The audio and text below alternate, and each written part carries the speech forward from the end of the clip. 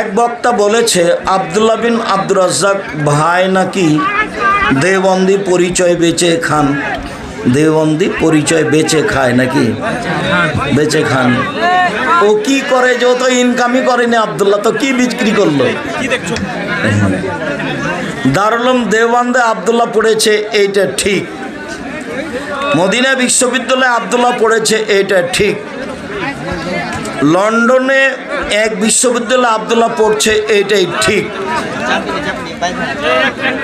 রাজশাহী বিশ্ববিদ্যালয়ে ফার্স্ট হয়েছিল ভর্তি হওয়ার জন্য, আর ঢাকা বিশ্ববিদ্যালয়ের সিরিয়ালে যেন 30 না কত ছিল, আর চট্টগ্রাম বিশ্ববিদ্যালয়ে 11 ছিল, আর ঢাকা বিশ্ববিদ্যালয়ে রাজশাহীতে ছিল ফার্স্ট।